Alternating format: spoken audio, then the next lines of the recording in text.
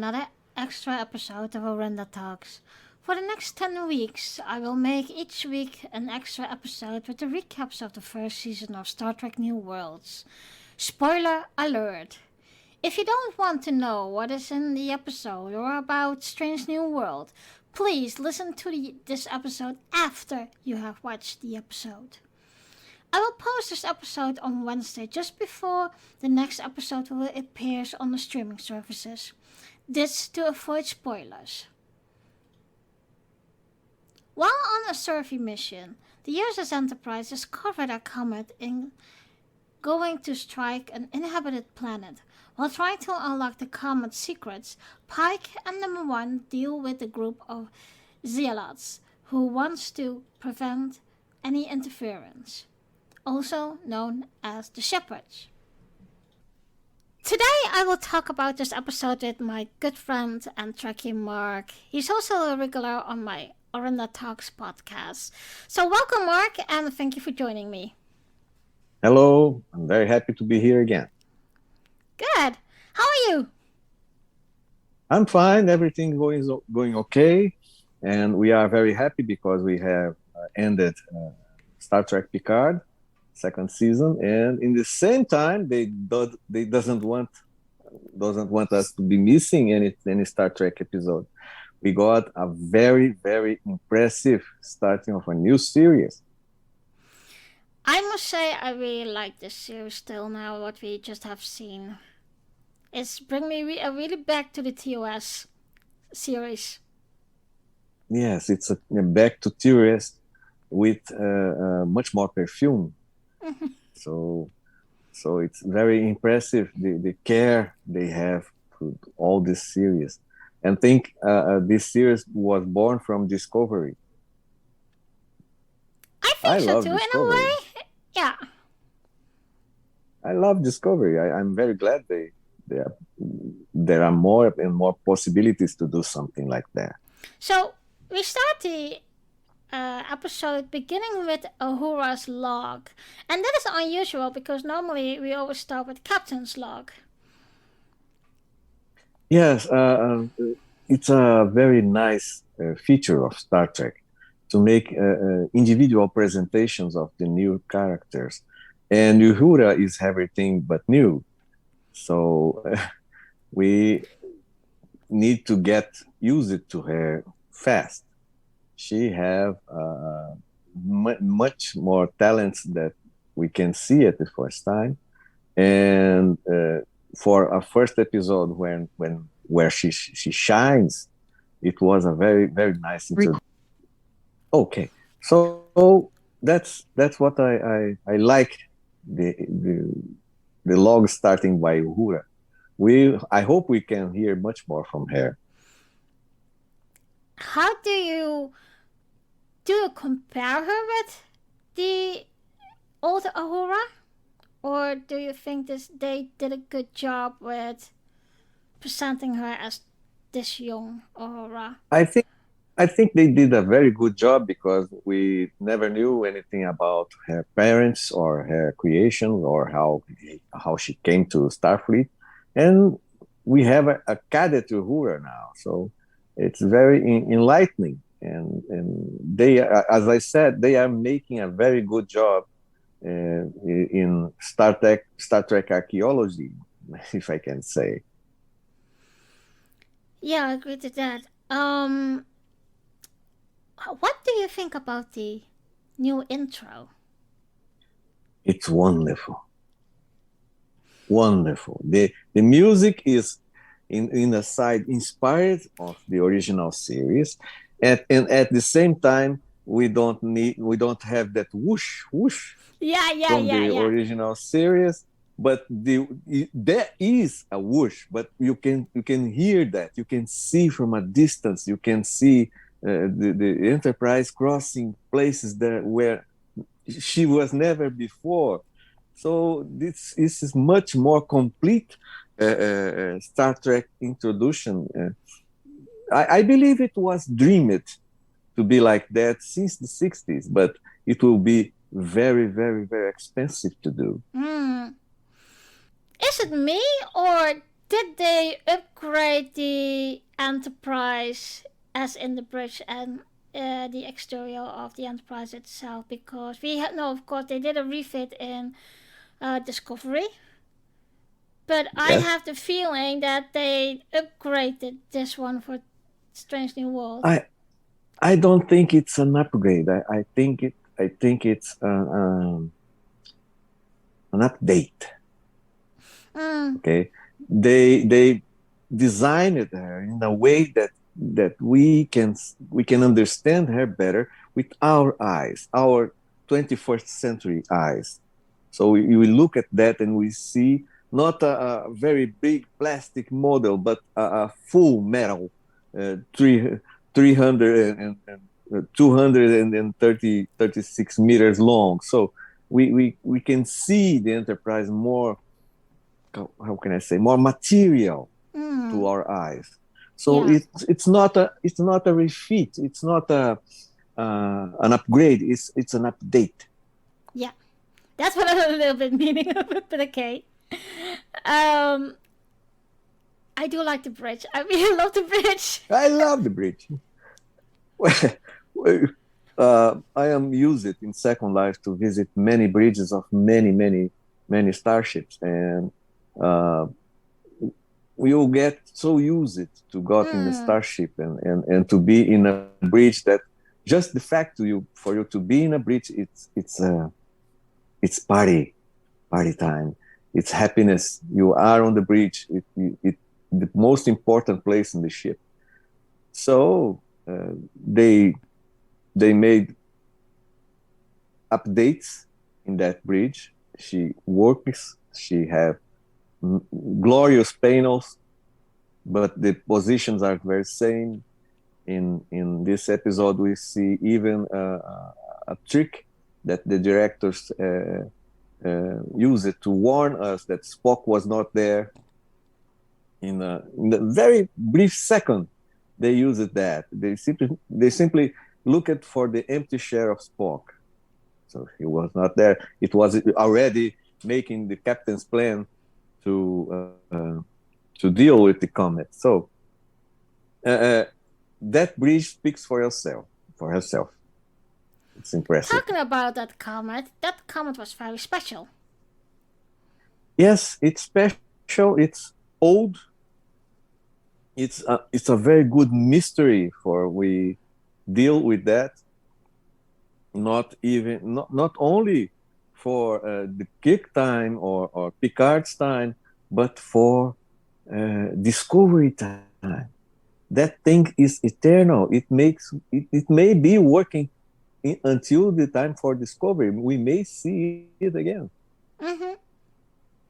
So there was one thing I really enjoy watching, and that was that they had dinner at the captain's table. Yeah. I really enjoyed that. Tell me what you think about that scene. Do you know who else did that? Archer. Yes. Captain Archer used it to do that to be connected to the crew. Yeah. Unfortunately, his personal mess hall was a very cubicular place, and I need to say, Kirk had his quarters, I believe, very smaller than Pike's. This was a very big update for this. He has an apartment bigger than mine in that ship, so he can do even a party with almost the whole bridge Yeah, crew there. the first time I saw it, I thought it was really the mess hall, but No, that whole room, it was really like a Captain Standard Yard. Who? yes. Picard had in Enterprise D and his own quarters. He had bigger rooms like the Enterprise there. I hope I hope the geometrical problems were solved for everyone who likes to go inside the details. But one thing very nice on this series that they are wanting to make more and more places of the Enterprise we never saw before. Yeah. what I really enjoyed, and I think that is one point that a lot of people like to serve on the Pike, is that he is so laid back, and you could see that the first thing we you saw that everyone was at the table, that he was telling a funny story about himself, and I must say, we if you see in other Star Trek series, it's not really common that, and it's that the crew is that laid back in using informal languages. Like if you're on the bridge, and you could see that at times that I don't want to say that. Of course, they are equal, but you have ranks. But it is not like in TNG, for example. You say only yes sir, no sir, yes ma'am, no ma'am, Yeah. and I think a lot of people liked served on the Pike because he was like that. Yes, Pike was the kind of good friend, commanding officer. You can hear him, you can surely obey him, but you can have fun with that too. You know, Yeah, it's good to serve a man like that. You know, yeah, he have he have the motive, he have his orders, he have uh, his mission, and he always find a funny way to do that. You know, that keeps the crew very motivated yeah, to help him. So yeah, it's a very nice feature in leadership. We hear a lot about that in leadership courses. yeah. So we see also Lieutenant Uhura coming at that dinner party in the dress uniform. What do you think about the Yeah, dress uniform? I think that cadets are made to be blanket.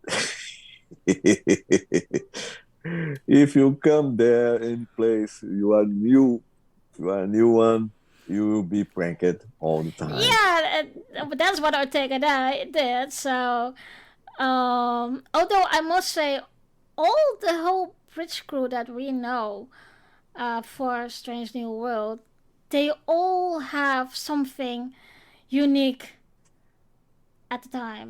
I mean, personal, and I think that's what makes this crew also very bounded, but also very uh, good in teamwork. Yes. So you see, if you have an amazing captain, you have an amazing crew. It's obligatory. Um, he personally chooses the crew that goes there, and even so, the evaluation methods are very scrutinizing to find someone to go there, and that's why how Uhura got there. So, if you want to go to the best ship in the galaxy, you need to be the best on land too. So that happens. That happens. If you need to work excellent, you need to only ask for excellency. So they are at that dinner party, and Hora wanted to help the new chief engineer, who was an Yeah, Andorian who was blind. he was not Andorian. Oh, I thought he was, but okay. He was born in Andoria, but he is an Enar. Mm. We met the Enar in this Enterprise, in that cloaking ship made by Andorians episode in the Mm. fourth season, and we met them, and we met not only a character but the whole race. Archer and Shram got in their cities. They are a very unique race, uh, Mm-hmm. cousins of the Andorians, and they have a lot to teach us. And we are happy to this time we have one to see in first person. I believe we'll have lots of fun with him in the next episode. I think so too, and it was very nice to see that also Spock was socializing. But Yes. Uhura, and that's what I think that made that scene also interesting. She talked Andorian back to the chief engineer, Yeah. and And Vulcan to Spock too. so um, when the question, of course, came, okay, I hear you speak 12 languages, and she told Pike, well, I actually speaks 37 languages. Yeah. Yeah. Use the whole room went quiet, and she told them, well, yeah, I'm from Kenya and I speak all the dialects, etc., etc. So Hmm. I think she made a very good impression in Yes. what her abilities is. Um,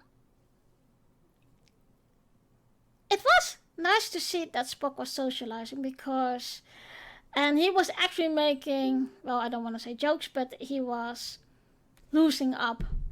And I always have to remind people, guys, Ethan Peck is playing a much younger Spock than Leonard Yes. Nimoy. Yes. Yes. You can see that by the laugh he made in the end of the episode, just to complete the joke. That's the Spock the younger Spock that we don't know because in TOS and in the movies we see a Spock trying to be more logical, more adult, and at the end of all this, in after he died, after he confront the Viger, etc., etc., he in in the J.J. Abrams movie, he ended like this: "To hell with logic, be yourself." And he said, "Good luck." Yeah, so, and so you see, the character of Spock goes growing, and pass for middle Vulcan, middle human, and goes to the best of the sum of both parts, yeah, like a nice soul. yeah. And I think that's why people love him this much because in one way you can identify him yourself with him, and because and that's what I love to see in Strange New World and also in this episode. You see Yes. him, his human side, Hmm. and you see him. Like I said, he's even joking, and that's what I love about in TOS and the J.J. Abrams movies. You see Hmm. the connection between uh, Bones and himself. It's like a very crazy friendship, but you can say everything to each other. It's nice. We don't see a connection from Spock to Dr. Mbenga, but we see always a Nurse Chapel trying to connect with him, and those human, uh, emotional human, and Vulcan talks uh, now happens between Chapel and Spock. Even so, Chapel doesn't deal much with Pike. So Mm, mm. they expanded the possibilities of dialogue between the characters. It's amazing. Yeah, we have to wait what the writers have in store for us with that. Because some are saying, okay, he's already going to Aurora, but I have saying, Mm. and I have said this before, there is some flirtation between him and Nurse Chapel. Yeah, but it's mostly insistence of Chapel in herself. Mm, If you are a Vulcan, you are naturally introverted in this case. Not to mention he is practically he was asked married in the last episode. So far he is taking it seriously, and we know what will happen. she warned him, I will not chase the galaxy just to be married. So it was honest and logical. Hmm. so so we don't need to worry about emotional life with Spock. He had even a son in the past, 5,000 years ago. So let's not be worried about with Spock about his heart for now. If I need to be worried, it's about the future because we know Samuel Kirk is there, and we have the brother of Jim Kirk there, and Jim Kirk is coming, and he will appear in this series. I don't know how they will told these things and how this will happen, but I'm really worried about. We can see updates in Uhura, we can see updates in Spock, we can see updates in Pike. Yes, we don't have Sulu or Scotty or anything else, but we will have Kirk. And how many updates they will do in Kirk, we don't know. I'm very worried about that. Okay. Um. So they landed up having an away party on the comet, and Mm-hmm. there has been a shield around the comet, so they couldn't beam out, and it was Uhura's job to find a way to communicate with that egg thingy in the cave. Um, what do you think? How they did that in a way that she has to use music to communicate with the comet in that Well, way? it was interesting. When my wife saw that scene, she remembered me five notes that were impressive in communication. That notes were dun, dun, dun, dun, dun. Do you remember that? Mm, So it's not a new idea of communication. We have aliens that only communicate by music. We understand like music, but they can do many more things about that. So these new aliens in the comet, they don't they cannot only say a message, they can say an image just by using musical tones.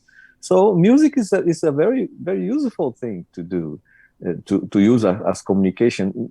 The first time I learned about music, my teacher said, if you are hearing a music, you are in fact hearing a message, not and that message don't need to be in words, mm-hmm. but the melody itself can transmit you emotions. Yeah, This happens in our human level, but if you go deep inside this, you can see the possibilities just in what the comet the comet the comet builders can do. yeah, and I think it's very nice that they shown how Uhura her singing voice and that she always has to Mm-hmm. sing and that it was because she already was humming that African song in again when they had the captain's table. That's Mm-hmm. how they recognized it later on when that shield was still up, and but they still Yes. got that, and I think that was a beautiful moment. Also, Yeah. the actress has a beautiful singing voice, and I Yes. really think if she's going to sing African, then you will say, "Oh, that is traditional African what she sings and how she sings." But I really loved it. I I love it that too, and I love it the people who is making this series. If you want a person that will be Uhura, she mustly need to sing and sing good because Nichelle Nichols was a very good singer. Yeah, yeah, So they even that is another Easter egg for us trekkers who understand Star Trek. So you see, yeah, and there was a little interview that I saw with Ethan Peck, and he was especially talking about this scene, and he said, and I was very surprised by that because I was thinking if because he has that traditional background of acting and on stage, etc., he would be have some singing lessons, etc. But he told that the only musical thing he has is because he played cello. I didn't know that, by the way, but it's very nice to know that he is that musical gifted. Okay, that's a talent, but cello was an instrument explored in Discovery. It's not it's not a way to mix them in this series now. And Spock also have the Vulcan lyra Yeah. to play at, and you see Spock singing in that episode where they were enslaved by those people that controlled people, and that same episode Spock sang and Kirk kissed Uhura. Yeah. So we have Spock have some work, some homework to do. Who knows? Who knows? We're seeing in one of the next episodes that he's playing the Vulcan lyra. Who knows? Let's see if he's improve something. He can improve something. Oh yeah. There was also a moment in at the captain's table is that they were laughing about Pike's Yes. Adventures story. as a security officer. Yeah, and didn't understand why they were laughing. So they explained him, and I think that is something also like something typical Spock, in a way. Yeah. And but there are moments that he is like, because when they were on that comet, and something stupid like too, that Samuel Kirk, what does a Kirk do? Well, he's best at it. Yeah. Son, without even looking or whatever, okay, I touch it, and then he got that energy boost. Dumbass. Well, yeah, I totally agree with you. And that is how Samuel Kirk was killed. You know? Okay, I didn't know that he was killed in this episode already, but... No, he was not killed in this episode. That were an episode when alien symbionts controlled the whole planet, population. And when Kirk came there, Samuel was already dead, and his family too. His wife was still alive. Kirk talked with her, and that episode, Spock got one of the aliens in his back, and to kill the alien, McCoy discovered that light would save him, and that made him blind. Do you remember that? I have to rewatch that episode. I will recommend it for you later, but no problem. And if you remember that, you will see that Spock was blind, and McCoy also discovered that his eyes could protect himself to not be blind. So it was that episode that where we knew that two things very important. First, Kirk has a brother called Samuel, and that Samuel we saw in that episode was this William Shatner laying down with a mustache. Oh, so okay. Yeah. If the rule proceeds, this same actor that we saw falling from a lightning is the one who will make James T. Kirk. I'm not sure about that. I need to confirm that, but the possibility is very big if they follow the historical rules. They encountered the shepherds. What do you Yes. think about the shepherds? The shepherds are a very interesting religion. Eh? So you see, a religion is a word that means reconnection. So in this continuum of religions in Earth, we see that people are not connected with our Creator because something happens that took us apart from our Creator. So we are here trying to reconnect with Him. That's our religion, and their shepherds' religion uh, makes them to connect to someone who built those comets. So they treat that not only a scientific thing, but like a religious thing. And they see that happens. They see that works, like they saw at the end. So they see that the comets have some wise things, wise programming, and a very nice purpose. So they are following that longer than us, and they, with their blind faith, they even so have much to teach us. Yeah, I do remind them their appearance like a combination between Elachis and there was another one. Can't remember the name now, but they're looking very, and that's the nice thing. I think I saw that on the Ready Room with Will Wheaton.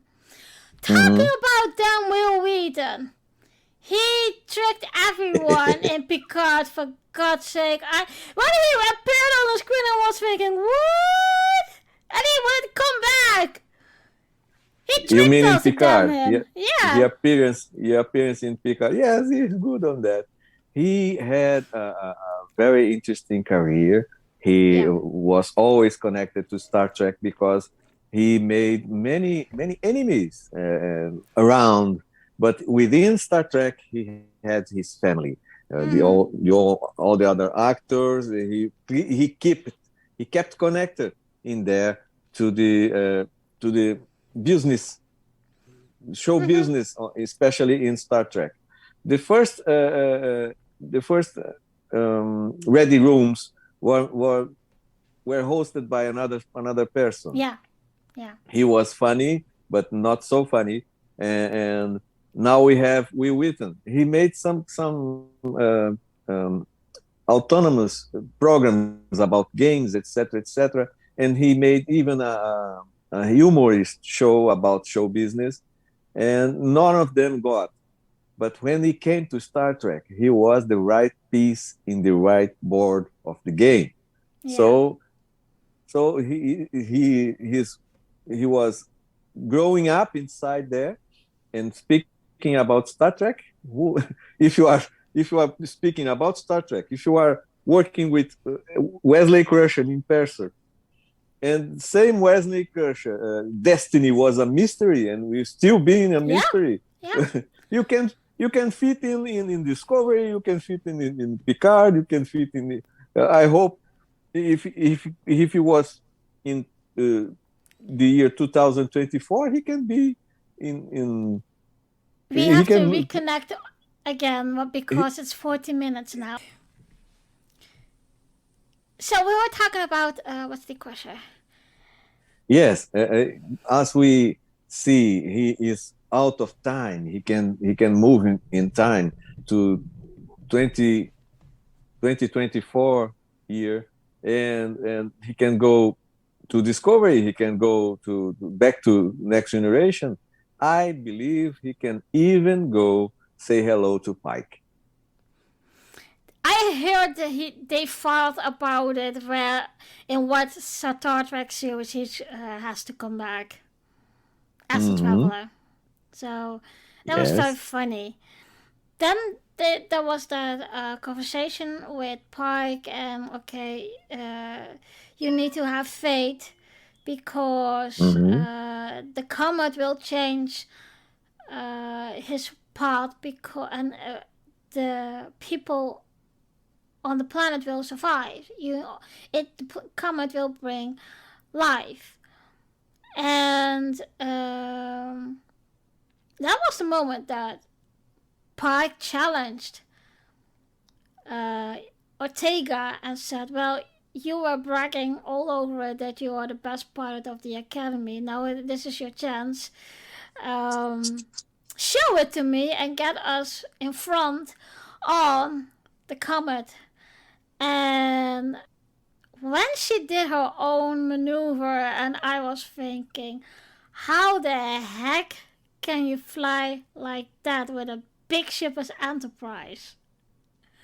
Yeah, you need to know the ship, you need to know the maneuverability, and you need to be, and you want to know, you don't want to die doing that And they because were in an asteroid belt. yes, an asteroid belt is a very, very bigger danger a starship can face. In here we have places and clouds, cumulus bravius, it's called, that an airplane can't go inside. If you go inside, your airplane will be very, very, very damaged if it's still able to fly to escape from there. Uh, so we have bad places to fly, like an asteroid field like that.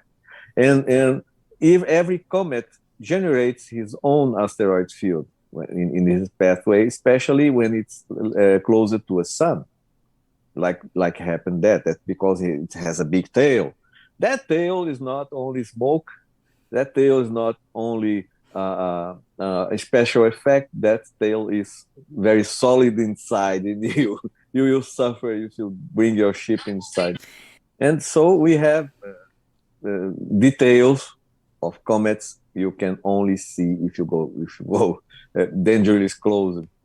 What I really, and then of course Pike closed everything up so the Enterprise would like be dead in the water. Only life support was on. Mm-hmm. And Yes, he was begging the shepherd to help them, etc., etc., yes, etc. yes, yes, And then he gave Spock the sign. Okay, Spock, it's you're up. Do yeah. your thing. What was really what I always thought, and I don't know why, but I always thought Una was the pilot as well instead Mm. of, or am I switching now with someone? Well, Spock was a very nice pilot, but he had something that Una didn't have. He has knowledge. He has science. He could calculate how many eyes he could overheat to expand and deliberate the weight of the comet in the form that could mm, change its course. That was the idea. Spock knew that better, and Una was a good pilot, but she could do the same thing, both things together.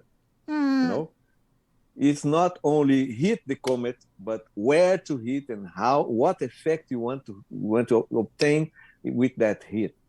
You Hmm. can't even touch the comet. So Captain promised we will not touch the comet, and he didn't touch. And what amazes me is that the comet knew that would happen, how it would happen to bring more life to that planet. That comet is a very interesting machine Yeah. and a very interesting mission. And we saw that after, in the end of the episode, that Mm. Uhura figured out how the comet Yeah, uh, was alive and reacted, etc. And then yeah, she could calculate the same rock that was of the comet was the same rock that broke off the comet to the planet. So yes, the comet has um, he could see future how things goes, and that was very interesting because uh, you could see that the comet is really a live thing that is live, Do and you remember? Do you remember the episode The Chase in Next Generation? yeah, They found spiral hints of DNA in many planets, and they found a very, very, very, very ancient species that told we we made the seeds of this for you to discover. We are happy that you discover. I believe that those comets were made for this by the same race. mm, Both had a very nice preoccupation about the future of the developing of all the planets around, mostly about life. So they have this in common. So that kind of uh, intelligence is precious. I love it that. yeah, me too. So after that, and that was the most beautiful thing too, when Uhura sang to that egg in the cave. Mm-hmm. Um, she was be able to tell the egg, okay, we're not doing any harm. We just Mm-hmm. explorers, and that was Mm-hmm. the moment that the egg fell open, and Yes. the shield of the comet was gone. So now they could Mm-hmm. beam up the away team, and um, I think that was a very nice piece that they did because it's you could see it's all together, and they rounded up what that they could get off the comet. And but it's Yes. I think it was a very nice lesson to Yes. all of this, and that's remind me a lot of TOS, that this was a episode with a message. Yes. Star Trek is that kind of message. We don't have. We are not eager for pew pew or fights and fights and fights and who dies and who doesn't die. We are after science. We are out after knowledge, and we are after uh, human beings becoming better and better. That's the real trick about Star Trek. I'm very happy we have this approach again by this years. Talking about people behind the scenes of Strange New World, and Mm, my partner mentioned that a lot of humor in this series has the mm, humor of Seth Farland. I don't know if he is McFarland, if he is mm. one of the writers, or I didn't check it, hadn't had the time I, for I it, but I didn't check too, but since McFarlane is doing something that competes with Star Trek now, despite Orville is a very wonderful love letter to Star Trek. And in Brazil, we have a saying: if you don't make a goal, the other team will do. so, so that happens, and Star Trek was stopped for too long, and things like Star Trek New Voyages and Star Trek Continues needed to happen, and then Orville happened, all because Star Trek was too yeah. uh, to stop it. That's why, and that's Paramount and CBS noted that, and they now are doing the right thing about Star Trek. So they found a new way uh, uh, to get spend good money on it. They get cheaper special effects. They reduce the seasons to 10 to 13 episodes to make it less money on this.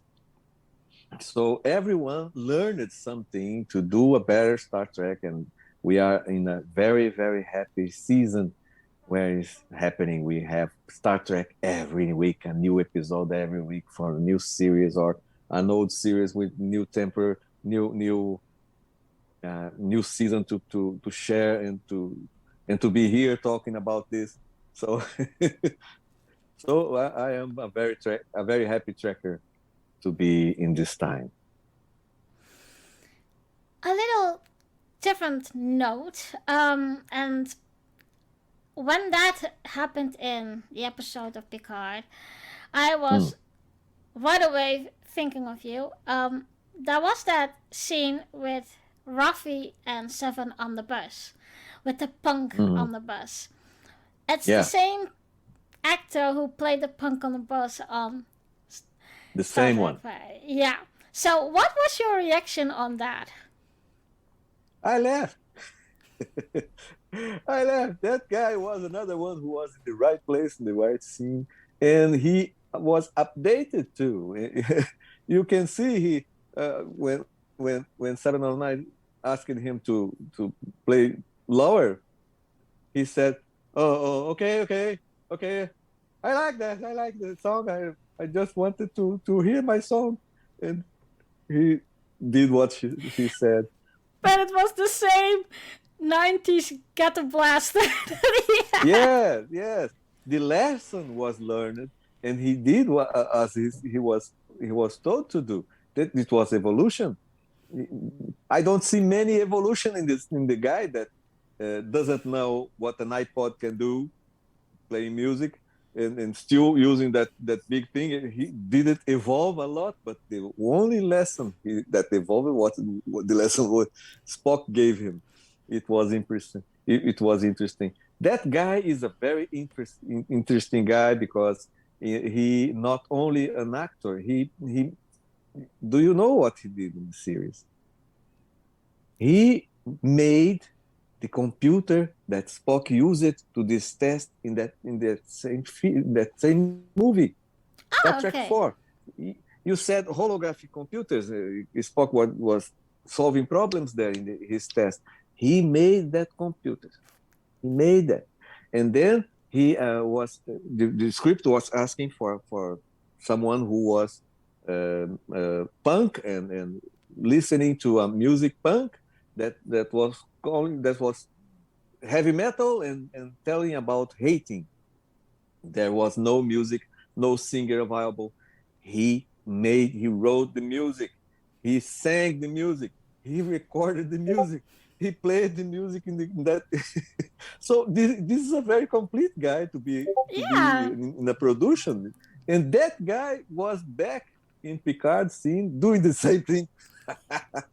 It was That's amazing. awesome. Well, what can I add? Uh, the solution for the comet was very impressive. Uh, Mm. the contact with Uhura uh, gained the trust from the comet uh, programming, and not only the shields was down, and the away team was able to come back to the ship, but Spock was also granted to scratch the comet to give some of its ice to become water, extra water for the planet. So it was a very very intelligent episode, and I hope that on the next ones will be as interesting as this was. I believe the third episode will be about a disease that's affecting the whole crew.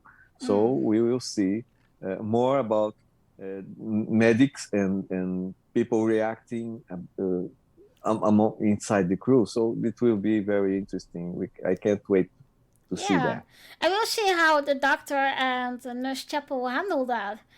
I must say, Mm-hmm. Nurse Chapel is a firecracker. Oh yeah, oh yeah. And she's not there for play. She's she's there to get to have fun and to do her job. She takes it very seriously. We never heard that she was good in changing genetics. She's more a doctor Yeah, than Dr. Mbenga. I didn't know also that she was in firstly that she was a civilian nurse instead of Yeah. right away on Starfleet, because I thought always, okay, she's wearing blue, so she's right away at Starfleet What Medical. what can I see? Starfleet Medical, you have commander ranking. You can do anything Starfleet can do as an officer, but they are, after all, doctors. They are only deal with the same job that no one can do. So if you have if you have a ranking there, it's only formality, Mm-hmm. and their job will say for its own. And I hope Dr. Umbenga and Nurse Chapel to be very happy in their careers. Yeah. Well, Mark, thank you very much for joining me. It was nice talking with you again. Like always As about Star always, thank Trek. you. Have fun tomorrow, because tomorrow the next episode will airing. So I must say I really, really like this episode, and it brings you really back to the old TOS Star Trek. And well, we're beginning with Uhura's log.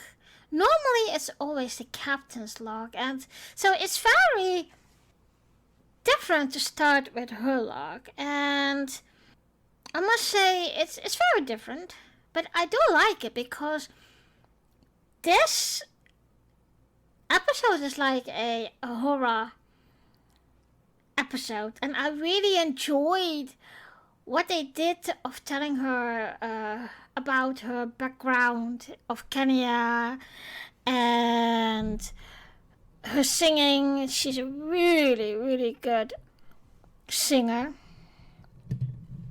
So, yeah, it's really nice to see that. And, I really, really, and I don't know what people think of this, but I really don't like La'an. She is so serious, so, how'd you say that? She's more like negative all the time. And I really don't like that about her. Then we are coming with the intro team, of course. I love what they did with it. It's an homage to the TOS team, but also as in, yeah, I just like it. I know there are people that don't like it, but why wouldn't you like it?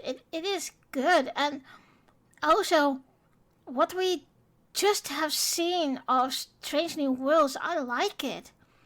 I even like it more than Picard, because Picard and Discovery were just so fast and paced and fast episode, and with the time travel shenanigans, I really don't like that. It's just, I can't keep up with it. And, well, I just really have like what they have done with this intro team. And it reminds me a little bit, of course, of TOS, but also of Enterprise, because it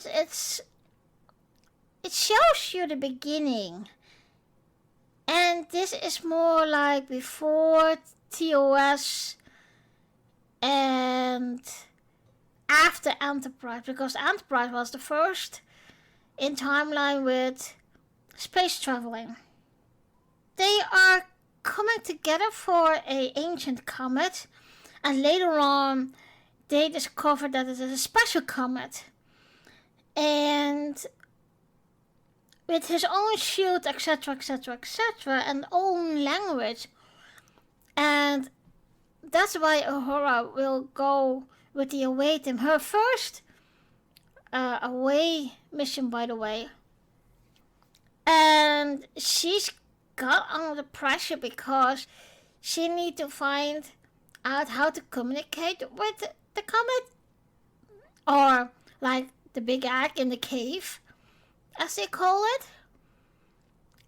But it's very lovely to see how she discovered in the whole through the whole episode that what her abilities are, and but also what her quality is, and that she doesn't have to think of herself as, alright, I'm nobody, I'm just an innocent, and blah blah blah blah.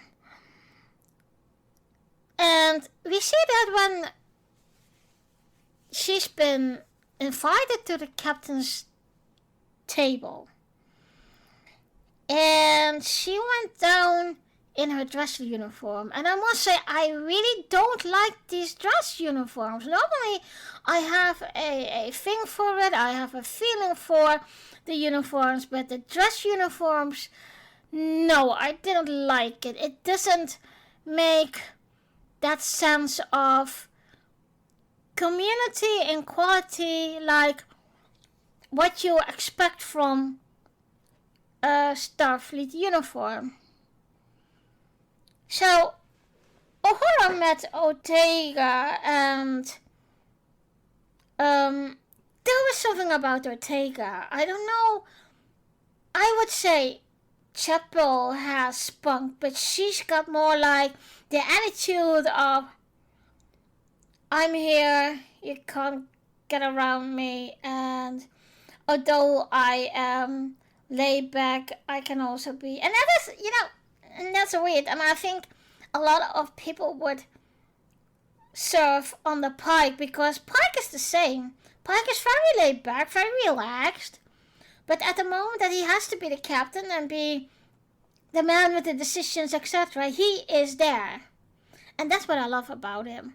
Poor Uhura has been catched by Ortega because she said, well, you need to go get in dress uniforms.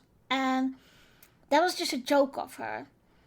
And so when they came to the captain's cabin and Pike greeted them, you could he was almost laughing because he saw Uhura in a dress uniform, and he was thinking, not on my table. And although there were some of course, in uniform, but not much. And that's what I really like. It's really laid back and relaxing, and just got to know each other. And Pike is a captain who is like that. Of yes, there is time of duty, there's time of work, but there's also time to relax and know each other. And that's what I really, really like about it. So, I must say the captain's cabin, what they have, I don't know if it is the mess hall. I don't think so. But it was really, it reminded me of a luxury yacht of the captain. That wood. And although, I must say, that were in the background there were Tupperware. What was really funny in a way. And I was thinking, yeah, you live in this period and you still have Tupperware? Weird. Uhura was trying to mingle, and she was a little nervous, etc., etc. And then there were that new chief engineer, who was a Andorian who was blind, and she wanted to offer her help, etc., etc. And so there was that conversation of, yeah, don't have pity with me, I can do it, even if I don't see anything, and I have one of my other senses that is more developed because of the missing of my eyes. So Uhura offended him a little bit. No wonder Spock enjoys in, and we saw a very open Spock.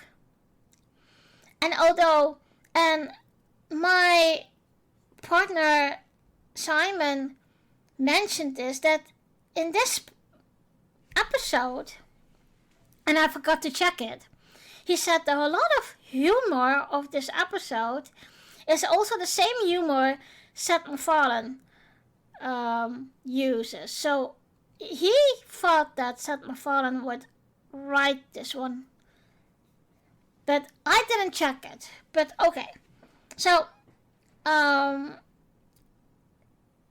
the whole shenanigan is over with, that she has offended the chief engineer, she talks in Andorian back to the chief, and then she walked away. And the chief engineer was saying, who called Hammer, by the way, he said, well, I like her. And I always thought, that Spock never had a lot to say, but he did this time. And it was really nice to see that he was mingling and even have friends and just start conversations and have a social life. So they sat at the table, and Pike tells a very funny story about himself when he was, I believe, on the academy, and because he was trying out to be in technical, and they all were saying, well, that is nothing for you. There was a funny story about it. And did you notice that Spock's eyebrows are very short now and very weird, if I can say that? Leonard Nimoy's eyebrows as Spock were very different. So they had to explain Spock why they were laughing, because actually what Pike was telling them was very bad, and they laughed about it, and Spock didn't know why. He didn't understand why. And so they all pitch into explaining him that once something is bad, afterwards you can laugh about it. And sometimes, and this is the quote Pike had, sometimes when something is going bad, you just need to laugh. So Uhura went up to get something to drink, and she starts humming. And Pike noticed this, and so he came walking up to her, and he started a conversation with her. And so he said, well, I saw that you speak 12 languages. And she looked at him and he said, well, actually it's 37. And the whole room went quiet. So that was the moment she started talking about herself, that she is from Kenya, but she is, after her parents' death, she is becoming very restless and she didn't know where she needed to study. And because of her grandma, who also was at Starfleet, she just went into Starfleet with nowhere to go and nowhere to find what she wants. The only thing she knew is that she wanted to learn alien languages. So then Pike asked her where she sees her in about 10 years. And you saw this question was haunting him, because he knows his own future, what is going to happen. And he's very scared about it, and he's very too much occupied because he knows his future. And well, after a few months after that, the crew went away. Only helps Pike to wash up, etc. what really is nice to see, because although normally the captain is being served, you see that Pike is doing everything himself in a way. And that's really nice to see. Uhura and Spock were walking back to their quarters, and Spock gave Uhura some kind of a pep talk. And Uhura thought that she had blew it. And Spock told her, no, you didn't. You were just very honest, and that is one thing the captain appreciates and like. Also do I.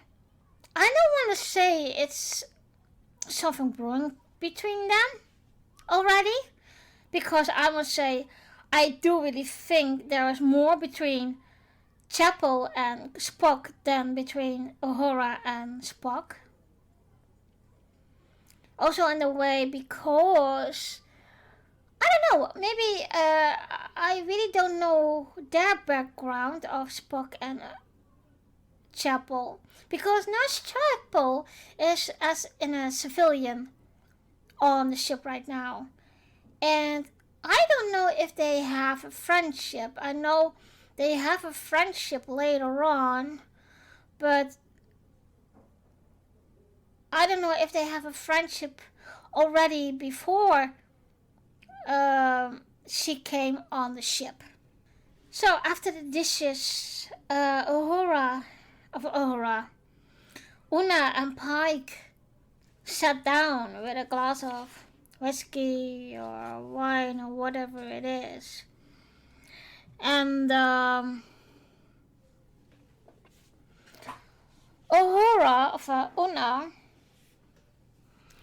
is talking into Pike with the message, you have seen your future, but maybe it isn't that written already. Maybe you still can change it. And he tells her about he knows all the children's name from the vision he saw that he will save, etc. Then Spock notified them that there's something wrong with the comet and they need to come to the bridge. Now I must say, and I don't know if this is true, we already see a refit Enterprise in Discovery, but I think they have upgraded here in Strange New Worlds, so as well as the Enterprise itself, but also as in the bridge. So there is also another thing. What I really like is that the bridge crew, is very laid back, very relaxed. And so you're not going to have a formal conversation. And well, I think that I really like that. It's like, I don't want to say everyone is equal, but it's more like everyone is equal, only you have, of course, higher ranks, of course. But what I mean is that it's not as much as yes sir, no sir, yes sir, no sir, yes ma'am, no ma'am, So I think that is what I really like about it as well. And I don't know if you know this, but I noticed that, and I noticed that in TNG as well, by the way. Some of the female wearing the dress, and some of the female are wearing the uniform variant of the uniform. And I'm still asking myself why that is. So the comment, there's something wrong with it. And they fired 3 shots of, I think they were or proton beams, like gathering information. But as soon as they launch them, they have a shield coming up on the comet. So that is very nice. Oh, weird to see. La'an and Spock and Pike and Una went to the reading room. And I must say, I do like this reading room. I really do like this reading room. And so they did discuss it, what it might be, and how they can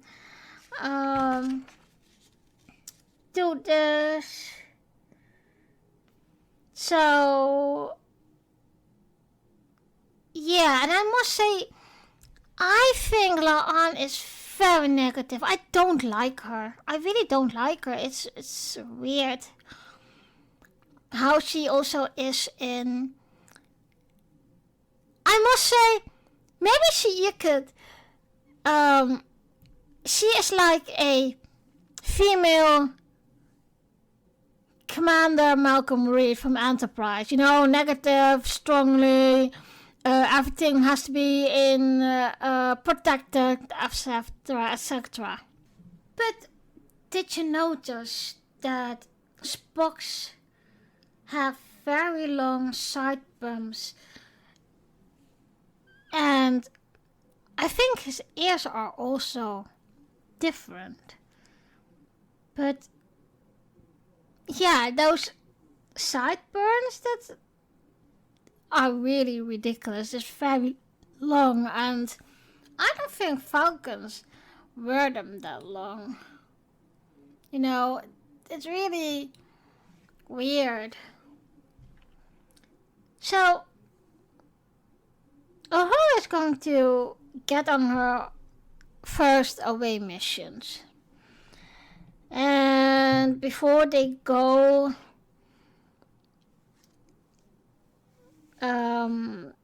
first of all, Pike is saying something about the mustache of Kirk. And of course, we know they know each other for a long time, but yeah, Kirk is telling Pike, maybe it's something for you too, but I'd rather not, to be honest.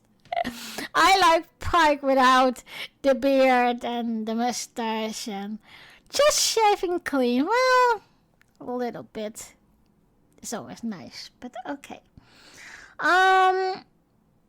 Then they are suiting up, and then that is Samuel Kirk, science officer, of course, Spock, Uhura, and La'an. And La'an's very bitchy in this episode. I don't know why, but like I said before, I don't like her. Really. So, Nurse Chapel gives them a hypo spray, and Chapel's chit-chatting with everyone. She's even flirting a little bit with Spock, what is very sweet, and in one way, I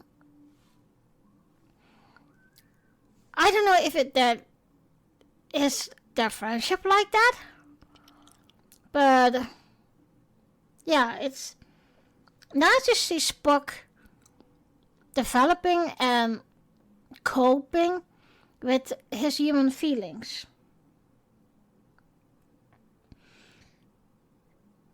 And, well, they transporting onto the comet, but it's very, I think, big, because I think in that timeline the transporter wasn't that often used because it's still a new technology. So you see, Uhura as well being a little bit afraid of it. But okay. It's good. So they're now on the comet and they find this chamber, cave, and they investigate, and of course La'an is taking the lead. They do some scans, and you know those EV suits almost are like the EV suits from Michael Burnham. And people who play Stowe know also what I'm talking about, because we have this EV suit in the game. Kirk is encouraging Uhura to have an open mind and just explore. And he touched the egg and he got he hit by a energy boost. So he flew backwards and he was injured without knowing, I think it was Una who discovered that the comet had a shield now, so they can't beam out the away team. And Uhura would be the key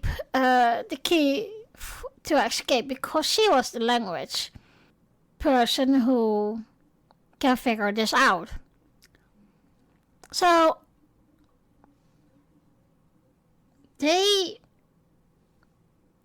were searching, and little they got information how, at first they didn't, because they had no idea what they were looking for.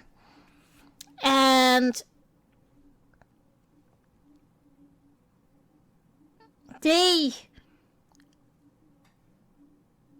stabilized Kirk in the first place. And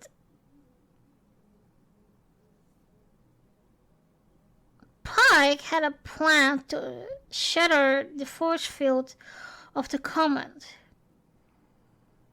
And, well, that wasn't a good idea. Meanwhile, Uhura and Spock were talking. And Uhura makes a comment about him and Nurse Chapel. She thought they were lovers. And it wasn't in this case. And, you know, it's, you could definitely see that Uhura was under a lot of pressure to find a way out. Then the Enterprise have been attacked by the Shepherds.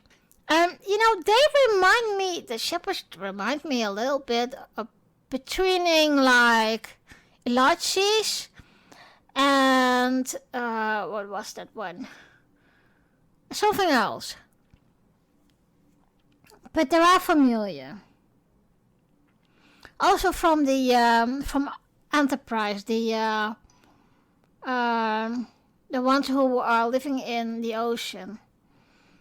Can't remember the name now, but okay. The Shepherds were a little angry that the Enterprise was disturbing something holy. And they said they needed to be confident that the comet will bring life. And so there's a conversation between the captains, and the Shepherds are having the advantage of more involved technology. And the whole Enterprise bridge crew was thinking, oh holy damn, we need to get the away team of the comet. So we are now back again on the comet. And An is pressuring more on Uhura to get them out of there, and you could see Uhura wasn't comfortable with that, so she started humming. And Spock was giving her his pep talk, what was very funny. Uhura started humming, and the cave was reacting on it, and Spock was saying that. The Enterprise got a single, and it was the same African song that Uhura was humming. So that's why the Enterprise knew, okay, they are okay, and there was a message. And so Uhura asked them, okay, follow me, and let's see if there is more to react on. And she knew the egg and the cave and the comet was reacting on music. And I must say, La'an was very cynical of and negative of, yeah, don't look at me, I want to get out of here, your job. So, it was Spock's turn to sing with Uhura. It was very lovely. I must say, Uhura has a very beautiful singing voice. And after this, I was watching the reading room, and there was also a little moment with an interview with Ethan Peck about the singing piece. And he was saying, well, and I can't believe that because he is so well known and old. He has been taught like that, but I got the expression that he never been taught to sing. What I think weird with a grandpa of him as in Gregory Peck. But he told, and that's what I really liked. I didn't know that of him. Ethan Peck plays the cello. So he sang without the knowledge that he could sing. And it was a little bit false, but I do still like it. And I think Uhura has a really beautiful African song. I mean, singing voice. So when Spock and Uhura sings like in a canon, the whole cave lights up. And the egg opens. Spock was scanning the cave again, and they got other results, etc., etc., etc. And there was another little interview about the redesigning of the phasers, the tricorder, and the hyperspray. And that was very interesting. And it still looked as in the TOS series, but it's still modern for Strange New World in a way. So they could have more futuristic outlook. Uhura is started to sing more, and the force field around the comet disappeared. And when the Enterprise noticed that, they beamed the away team right away. And so Kirk went to the sickbay immediately, and the others had to come to the bridge right away.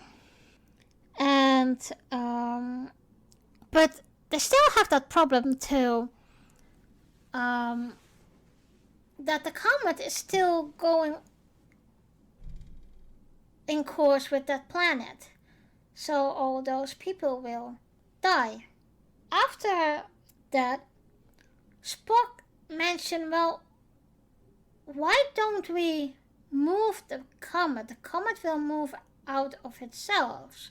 And so that was the point that Pike said, okay, Ortega, you always brag that you are the best pilot of the whole damn academy and maybe in the whole galaxy, so fly like hell and get us in front of the comet. And when she started with, oh, go for evasive maneuver, Ortega, blah blah blah, and you saw Pike looking at her and thinking, oh, okay, good idea. And then she makes those flying patterns that I was thinking, and it was really my partner Simon who was saying it. How the hell can she fly the Enterprise like that? Because the Enterprise is a big ship, and it wouldn't be that movable. And when they are, the shepherds followed them in the asteroid field, etc.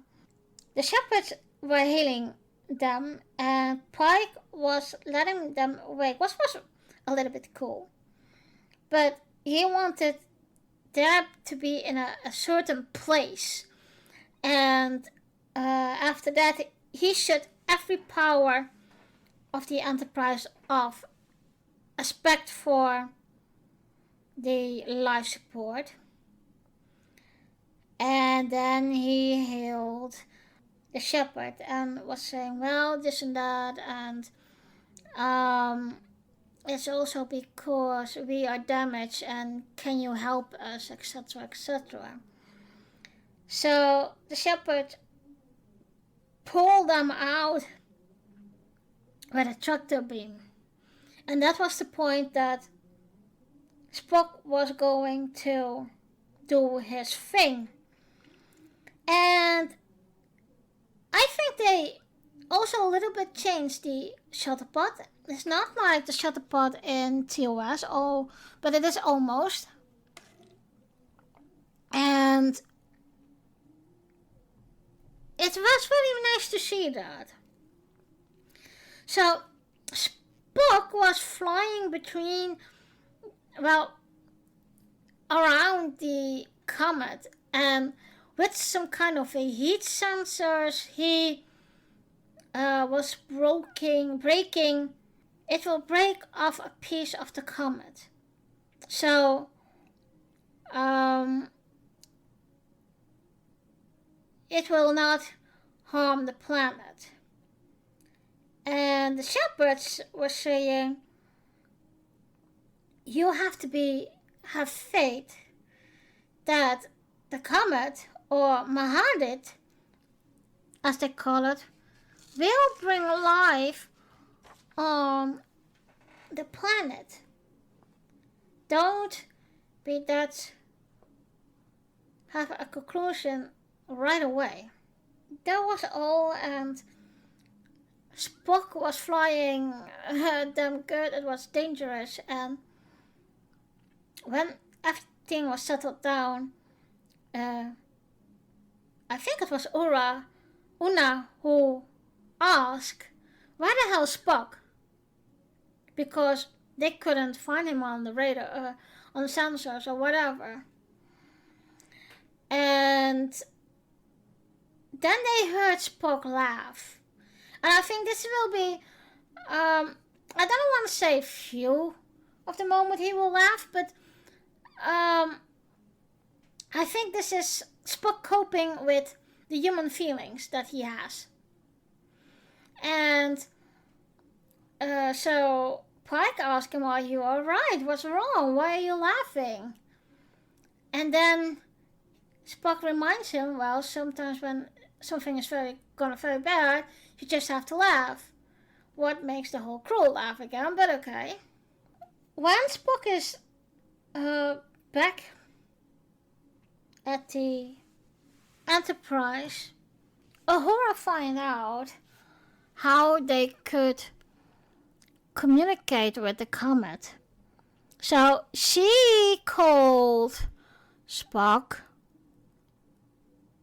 Pike and Una and Laan to the ready room, and she started to tell them what was going on.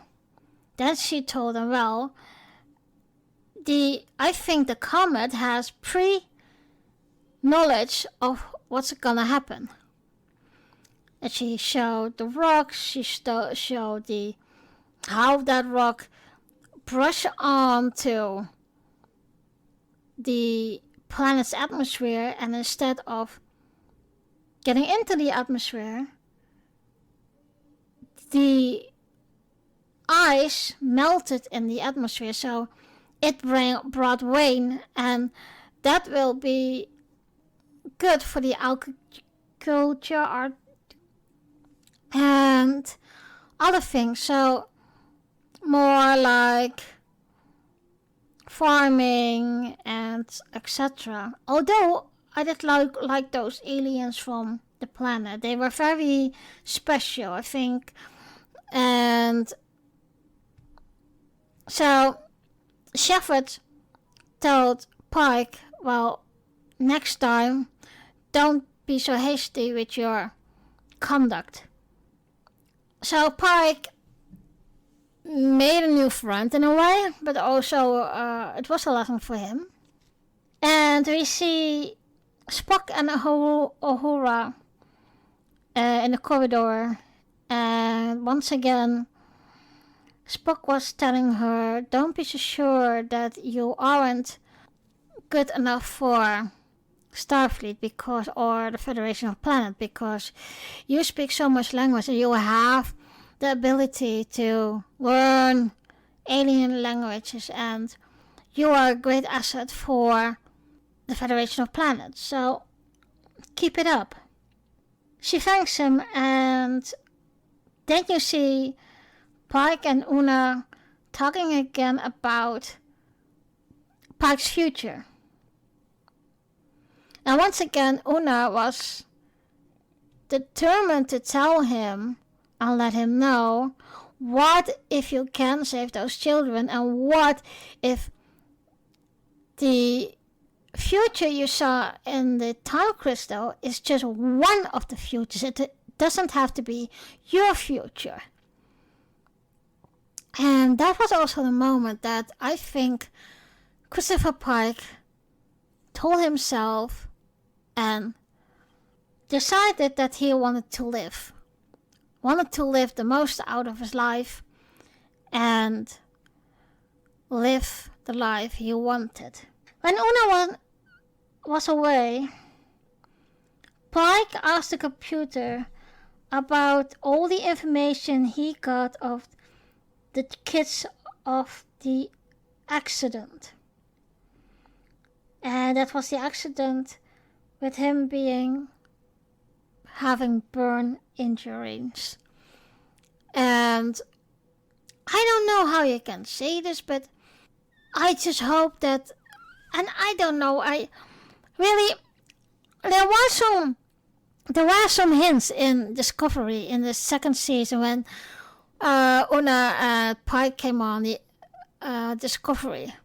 There were a little bit of hints already that maybe they have got a romance, and I must say I see them together.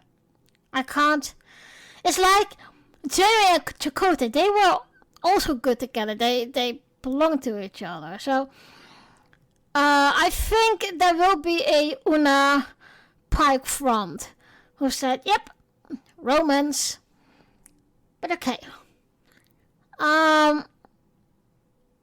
Yeah, I really like this episode.